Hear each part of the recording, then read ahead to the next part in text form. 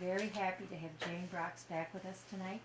She now lives in Brunswick, Maine. And are you the Coastal Studies Scholar of Bowdoin College? I was. You were. For the January semester.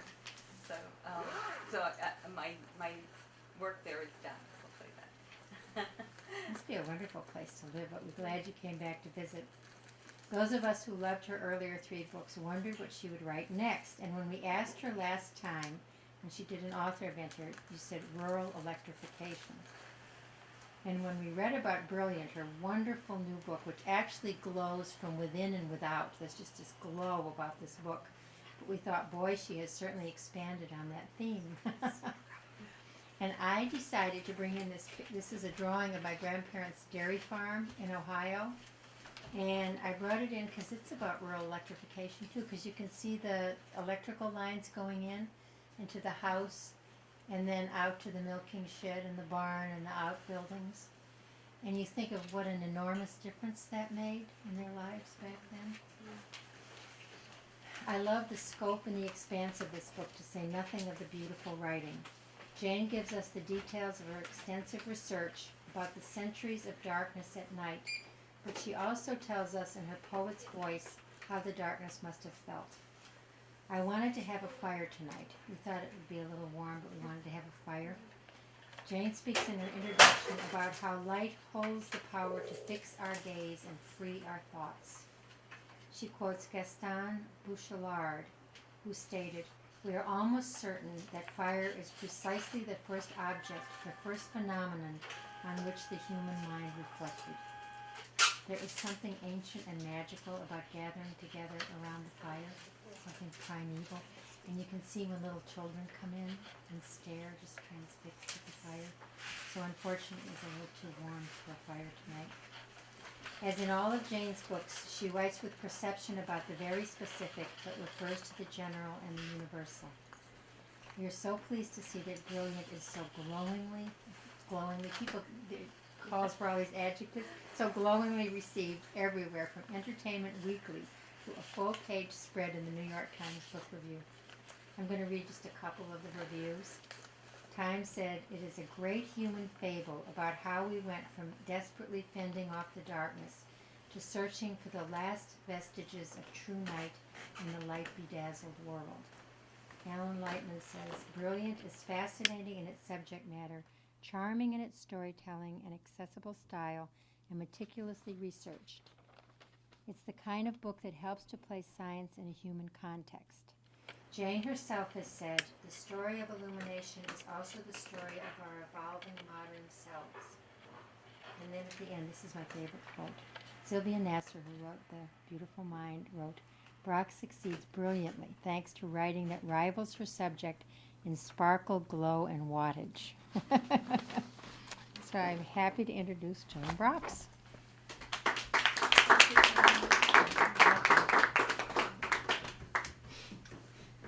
And it's very nice to be back in Andover, which I feel a real allegiance to this bookstore over the years, and they've always supported my work, and so I'm very pleased to be here this evening. Brilliant really began as I was going to write a book on rural electrification, so I wasn't thinking too far askance from my other books, but as I started reading the backstory, sort of reading the history of light to prepare for writing about rural electrification, the whole story seemed to me to be something that needed to be told in its entirety, and that the story of rural electrification really would fit best within the larger story. So that sent me on my way. I thought what I'll do is, the first part of the book is really the story of trying to find a little window of light in the darkness, and then the second part of the book is really what to do in a light-bedazzled world, or how we've come to this light-bedazzled world. So I thought I'd read a little bit from each part.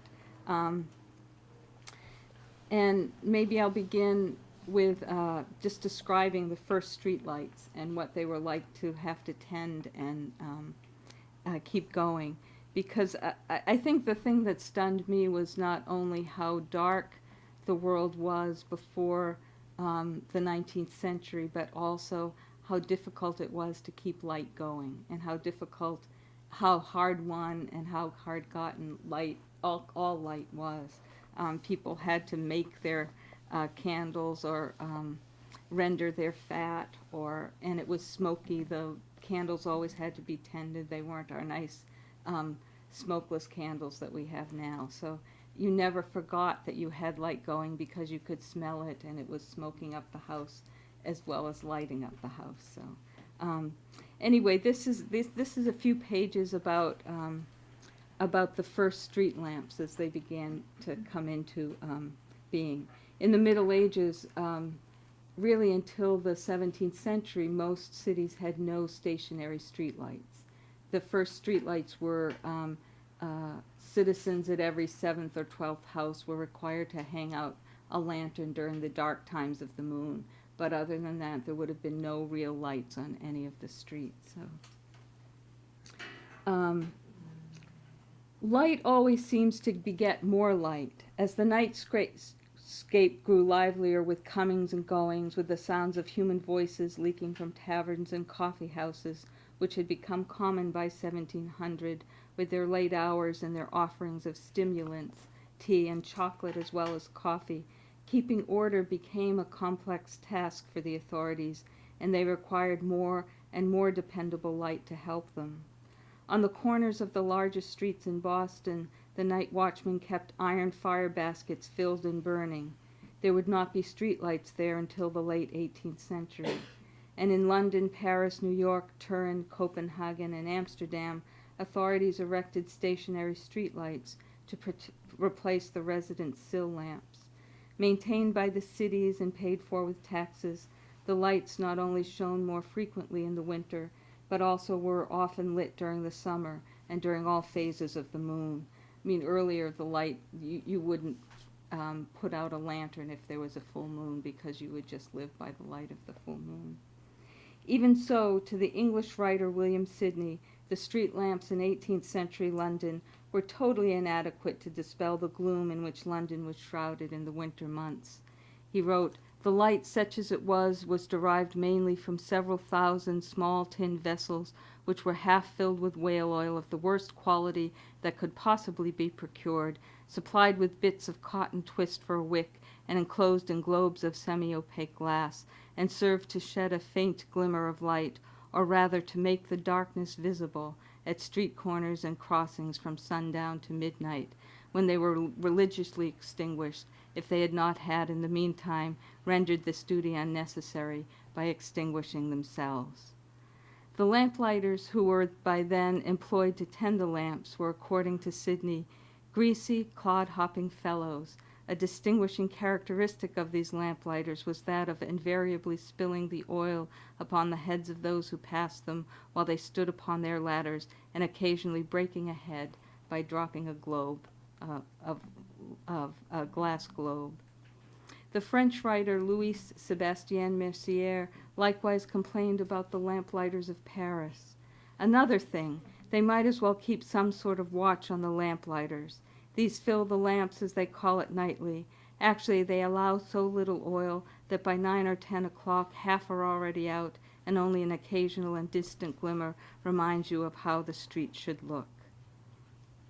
Officials in a few cities believed that streetlights actually abetted criminals.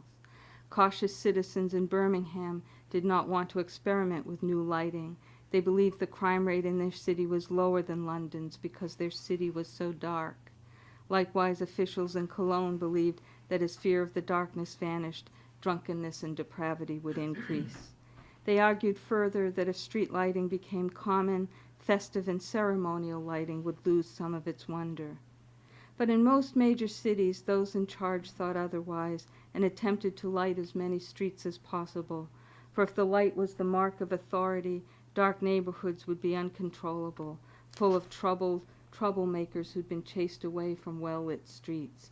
For this reason, the widespread practice of lantern smashing was punishable by imprisonment or worse. In Vienna, in 1688, authorities threatened to cut off the right hand of anyone caught damaging a street lantern. Lights and more lights had unintended consequences, and it isn't always easy to distinguish the ways they helped from the ways they hindered. Under the lanterns the streets grew rowdier. Frequenters of taverns didn't have to sit on the same stool all night. They could now make their merry way more easily from the Crown and Anchor to the White Horse, and then to the Black Crow. And the pools of light interspersed with shadows were a great help to prostitutes, who in the Middle Ages had been largely confined to brothels and bathhouses. They now stood under the street lamps to entice their customers, then quickly withdrew into the shadows for their assignations. The night, always silent of the hawkers' cries for apples, cabbages, herring, and mutton that sounded through the day, was now filled with the calls of torch-bearers, known as linkmen or link-boys, for the links or torches they carried. They roved the streets after 10 at night, crying, "Here's your light." After supper is the best time for this cry, and these fellows go calling and answering one another all night long, to the great prejudice of those whose bedrooms face the streets. They are to be found in clusters at the door of any house of entertainment. The man lights you to your door, to your bedroom, if 7 flights up, no matter, and this aid is of value when perhaps you keep no servant, a plight not rare among the smart young man, most of whose money goes in coats and theater tickets. These wandering lights are a protection, besides, against thieves, and are in themselves almost as good as a squad of watchmen. They are, in fact, hand in glove with the police. Nothing is hid from them. They go to bed at dawn and make their report to the police later in the day. Though linkmen were associated with authority in Paris, they were, according to William Sidney, akin to thieves in London. To engage a torchbearer there, he insisted, was an undertaking attended with considerable risk. Far more often than not, these servants of the public were hand in glove with footpads and highwaymen, and would rarely think twice on receiving a signal from such accomplices of extinguishing the link and slipping away, leaving the terrified fares or fares, as the case may be, to their tender mercies. Still, the linkmen and linkboys did a brisk business among the well-to-do, who dined out and attended performances and plays. In earlier times, theatrical productions had been staged during the afternoon in the open air or in theaters with large windows or open roofs, and sounds often had to suggest changes in daylight. A cock's crow stood for a sunrise, an owl's hoot for the night. Now, in evening performances and enclosed theaters, the control of darkness on stage could hide some of the ropes and supports, as well as the changes of scenery. Artificial light suggested natural light, and also emotion. In 16th century Italy, it was a custom, both in ancient and modern times, to light bonfires and torches in the streets, on the housetops, and on towers as a sign of joy, and hence arises this theatrical convention, the imitating of such festive occasions. The lights are put there for no other purpose but to imitate this mood of gaiety. The candles and lanterns employed as footlights and spotlights allowed for a variety of effects, but their presence also meant the illusion had to be interrupted now and again. Until he himself was snuffed out by the universal employment of gas, wrote one theater historian, the candle snuffer had perforce to obtrude himself in the midst of the traffic of the scene to fulfill his humble office. Guttering tallow dips called for immediate attention. When the stage lights began to flare or flicker out, the gods commonly set up a cry of "Snuffers, snuffers." I never really understood that. The theater performances would always be interrupted by the people who had to tend the light. I'll just read a couple of more paragraphs about the First Street lights. Sometimes, Jane, could you read a little longer? okay, I'm sorry, sure. Sometimes the night city itself would seem like a vast public interior walled in by the dark of the countryside beyond. On a clear evening in 18th century Vienna, one observer noted, "These beautiful lights are laid out so prettily that if one looks down a straight line, it's like seeing a splendid theater or a most gracefully illuminated stage." Of course, the longer night hours weren't for everyone. The advantages of streetlights went mostly to the young and the wealthy. Many ordinary workers, obliged to rise with the sun, were unable to truly enjoy the extension of the day that streetlights brought. Night falls, Mercier wrote, and while scene shifters set to work at the playhouses, swarms of other workmen, carpenters, masons, and the like make their way towards the poorer quarters. They leave white footprints from the plaster on their shoes, a trail that any eye can follow. They are off home and to bed at the hour which finds elegant ladies sitting down to their dressing tables to prepare for the business of night. And although ordinary citizens were no longer required to supply the sill lights, they felt resentment still, since they were taxed for them. In time, those tax dollars paid for improved lighting. Paris hung, by the mid-18th century, the simple lanterns on the streets of Paris that hung from cables strung across the way were replaced by oil lanterns with double wicks and reflectors to augment the brightness of the flame. In the old days, 8,000 lanterns, their candles askew or guttering or blown out by the wind, nightly adorned the city, a feeble and wavering illumination, broken by patches of treacherously shifting darkness, wrote Mercier. Now 1,200 of these oil lamps suffice, and the light they throw is steady, clear, and lasting. But Mercier also claimed that even lamps in Linkman couldn't guarantee enough light in Paris.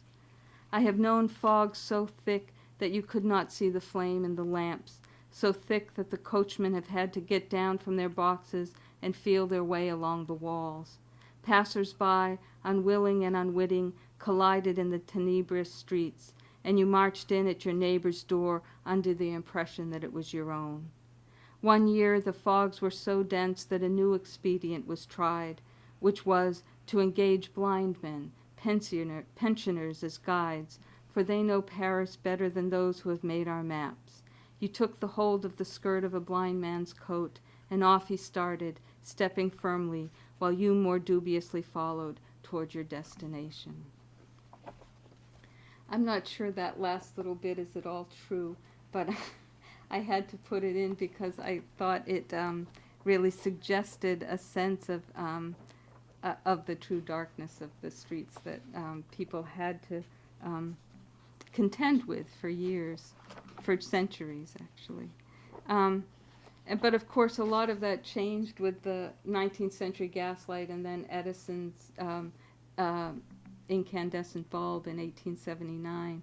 And I thought as a counterweight to the story of the street lamps, I might read a little bit about the blackout of 1965, which I remember from here and did not think anything of it. It seemed just like an ordinary blackout. I remember doing my homework by a lamp, by a kerosene lamp that my father had set up. But none of us, I think, realized until the next day the extent of the blackout and that millions and millions of people were without light, and New York City and Boston were without light. So I decided, the reason I wanted to write about the blackout of 1965 is that I had to somehow explain the energy grid, and the way I thought I could best explain that would be to talk about what happens when it fails.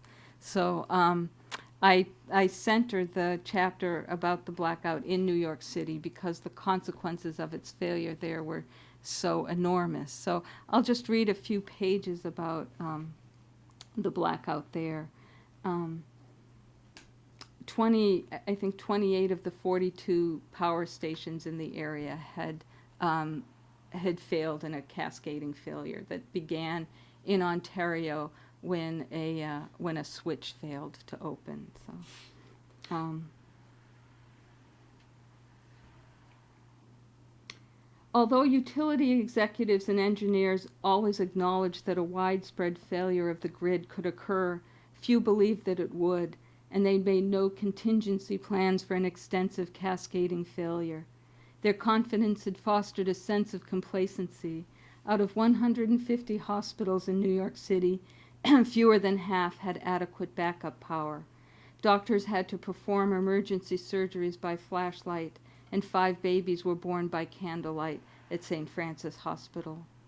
Likewise, the airports were entirely unprepared for the loss of power. They had no radar for 6 hours and no field lighting.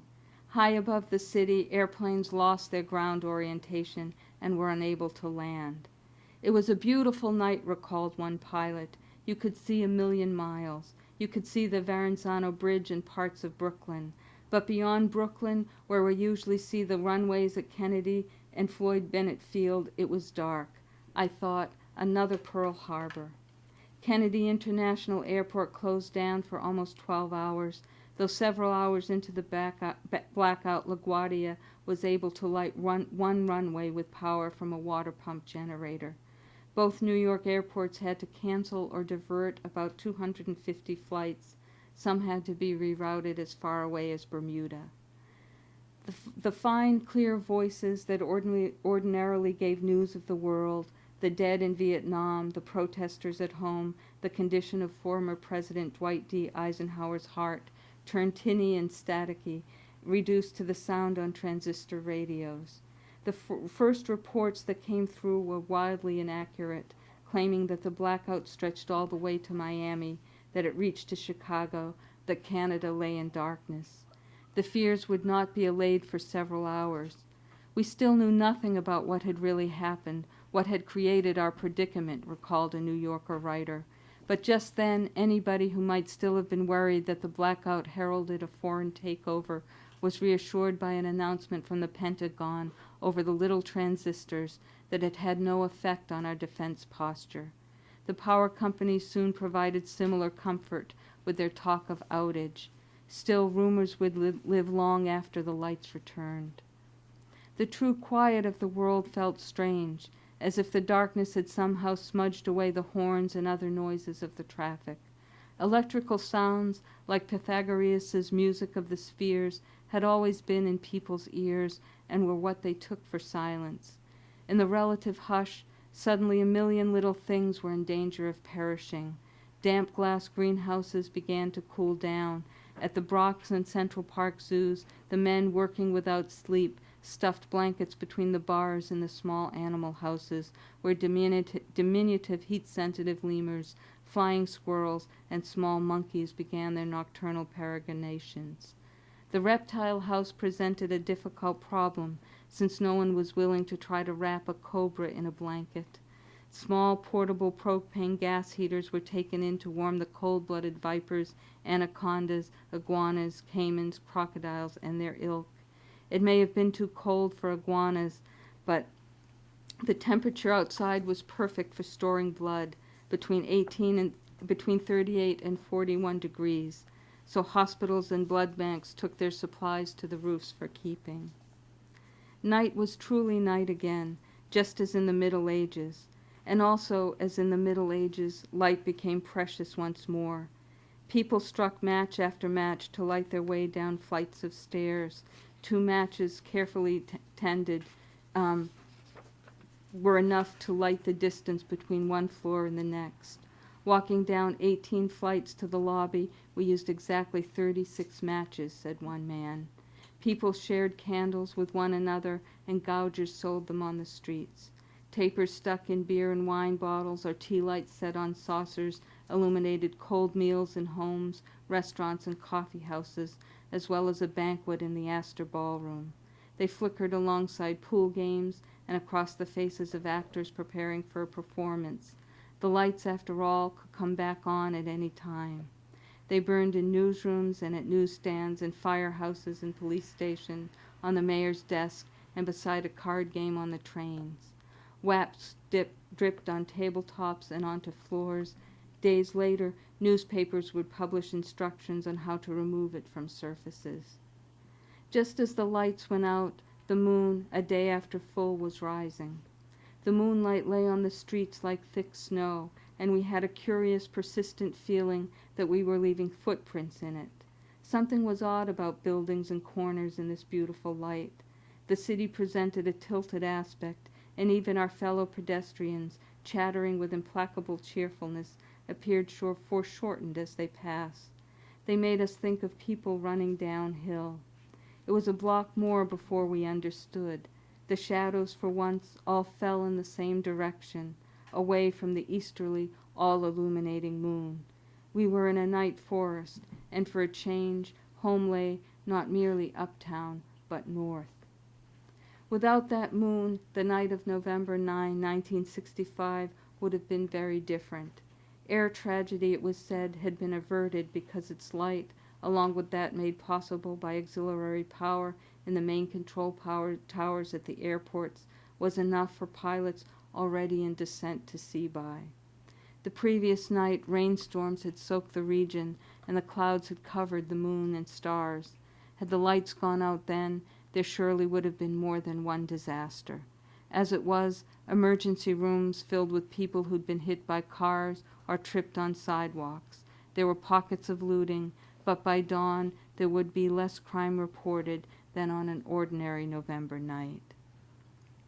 Time and task were both disorienting, for if you were to remove everything from our lives that depends on electricity to function, homes and offices would become no more than the chambers and passages of limestone caves, simple shelter from wind and rain, far less useful than the first homes at Plymouth Plantation or a wigwam. No way to keep out cold or heat for long, no way to preserve food or to cook it. The things that define us, quiet as rock outcrops, the dumb screens and dials, the senseless clicks of on-off switches. Without their purpose, they lose the measure of their beauty, and we are left alone in the dark with countless useless things. Skyscrapers take on a geological sheen, and the stars resemble those of ancient times. I think I'll stop there. I'd be happy to answer any questions you have. So, or not.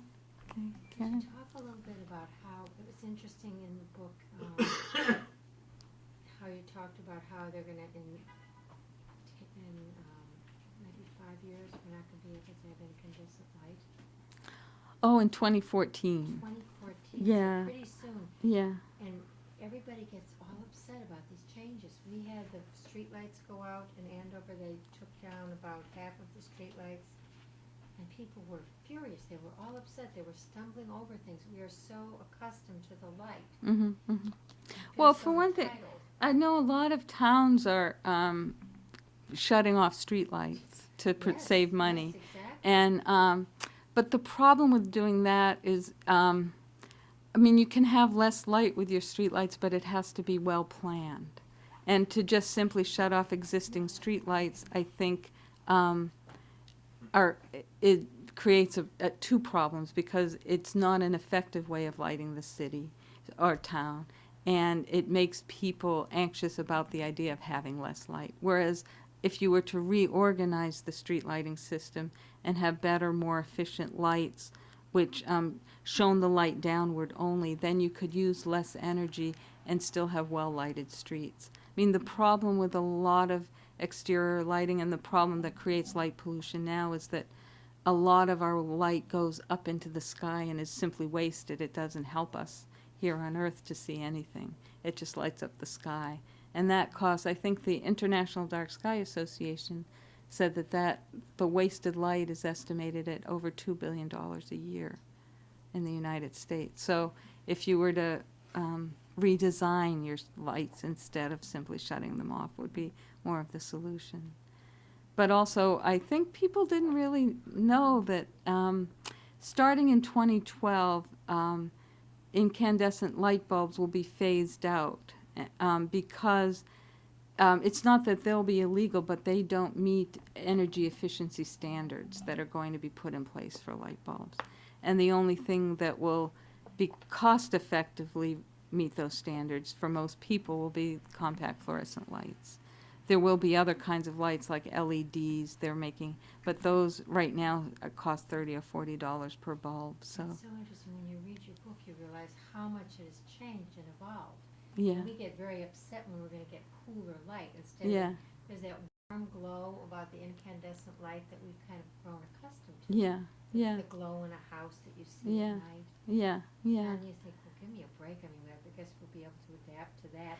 When you read your book and you think of how much it has all changed. I know the kinds, I mean, people, and there's always, when light changes, there's always a period of adaptation where there's resistance, and and some people welcome it and others resist, and there's sort of a backwash and tide of resistance and acceptance that always goes on. For instance, when gaslight first came in, a lot of people would use it in the more utilitarian parts of their homes. They would use it in kitchens and hallways and things like that, but they'd still use lamps, oil lamps in their bedrooms and living rooms oftentimes, until they got used to the glow of gaslight, and then it moved into the other rooms. So it's very interesting.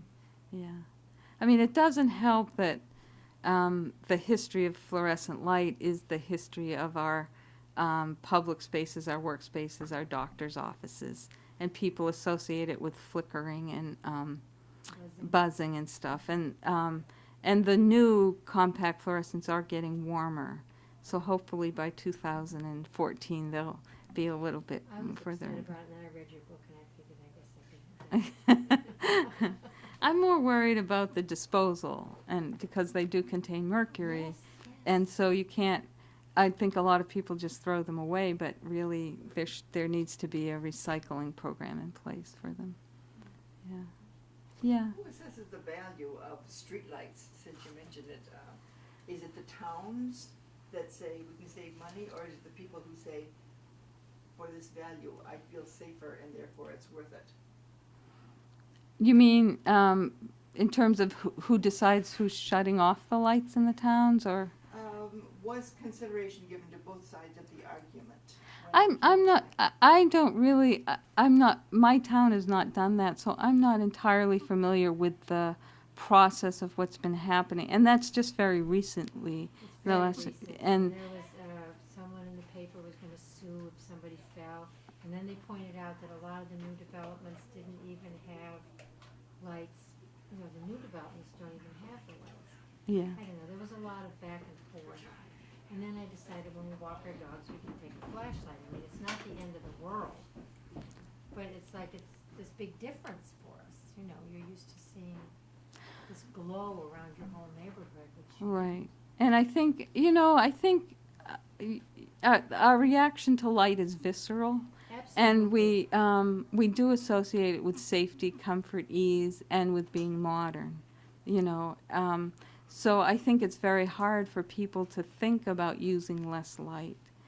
But I think that, I do think over time, you can grow accustomed to less light, and that will eventually seem normal.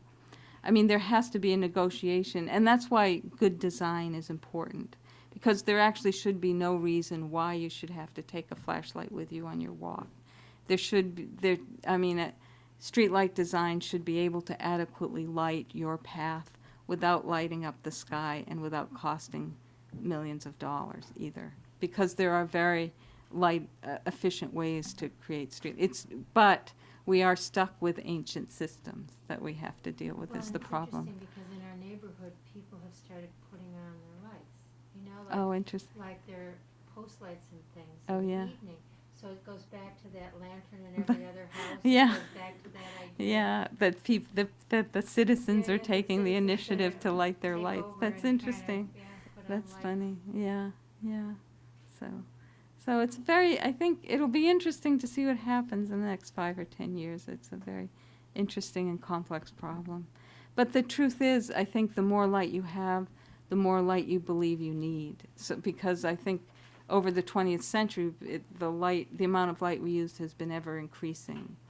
And for instance, the light that satisfied people in the gaslight era would not be enough for us today. And it seemed perfectly adequate and actually wonderful to them.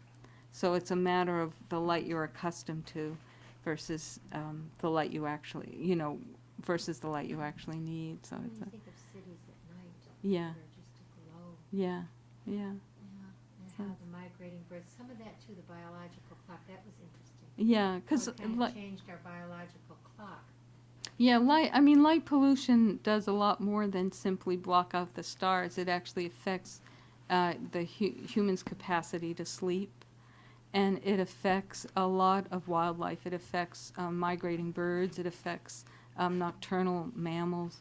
It affects, for instance, loggerhead sea turtles when they hatch on the beach are keyed to head towards the lightest thing on the horizon, which traditionally would have been the surface of the ocean.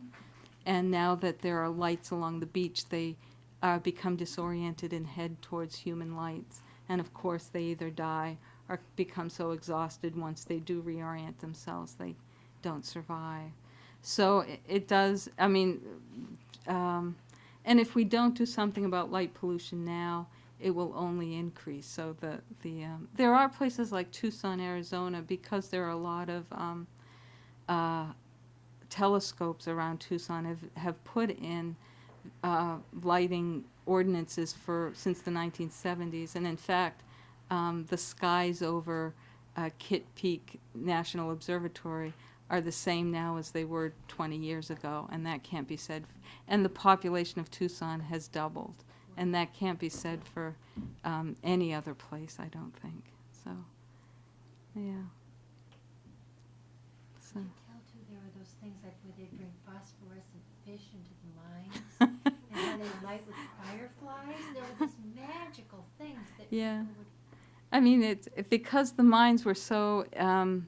If there was a lot of methane in the mines and it was very dangerous to go into the mines, there would be mine explosions, of course, even with small candles. So I think it was in the Tyne mines that they tried. I can't even imagine how the miners would have seen with such little light, but they tried to light their way by using the carcasses of fish which had which would glow in the dark, phosphorescent fish, and they tried to use mirrors at the top of the mines to send the light down into the mine shaft and everything. And fireflies were traditionally used in a lot of places. They would actually, in 19th century Japan, people would earn a living by capturing fireflies every night, and they would put them in lanterns so that you would have a lantern full of fireflies, and that's how you would see your way. So. Love, some of those things were so magical. And then you told too about how it takes a long time for our eyes to adjust to the dark. Right. Like an hour or something. You know how you go out and it's so bright, and you go out into the darkness. The full adjustment would take a whole hour. So in a brightly lit world, your eyes, in fact, would never adjust to the dark. You know. Yeah. So. It's so interesting because you think you go out for a while and then they adjust, but they don't fully adjust. If you Right. really had to adjust to that world, your eye would kind of Yeah. adapt. That's Yeah. really interesting. Yeah. Did you do any research on the intensity of automobile headlights and the miles per gallon when we have to drive slower because our headlights are not as bright as they used to be with the high halogen? Oh, no, I didn't do any research on that. In fact, I mean, one of the great challenges of the book was trying to decide what to include and what not to include, because the information is endless. The topic is endless, you know, and I didn't want to write. I wanted to write a 300-page book because that seemed as if it was a good size for people to read. I didn't want to write an 800 or 900-page book, so I had to keep coming back to what story I was telling and where the story was. And so I think that was the greatest challenge of writing the book, was actually trying to figure out the shape of it and what belonged in this story and what did not. And there were a lot of wonderful things I had to leave out. So, yeah, Helen. Jane, I haven't had a chance to read your book, as you know, yet. But I had also been looking forward to your story of rural electrification. Yeah. And I don't know whether you can just describe something, you know, about the early stages of the effect of, Well, like, you know, the Midwestern farm women and stuff like yeah. that. I mean, because the rural electrification didn't even begin until the 1930s, and most of the cities in America were electrified. Most middle-class people had electricity in the early part of the 20th century. So there was a huge gap between the rural experience and the urban experience. And a lot of that was because the electric power companies were privately owned, and had no reason to go out into the countryside, which would have been expensive to them for a very few numbers of customers. And it was only with FDR's initiatives in the 1930s that forced electric companies to move out to the countryside and farmers to have rural co-ops to come together and get electricity for themselves out to the countryside. But I think that was one of the, I have a lot of oral history snippets in the rural electrification chapter of just, maybe I'll read you one paragraph. Would you like that? Just that, of the, just sort of what it meant for women, especially I think for women to have electricity after waiting it for so long. Because I think it's one thing to have, if everybody's living without it, it's another thing to see your city neighbors living with it and farm women not having it or farm people not having it. And then without electricity, it wasn't only a lack of light, it would have been washing your clothes by hand and having no refrigeration and not being able to, having to put the milk in the well or in the stream in order to keep it cold. So there were a whole lot of other things that went with not having electricity.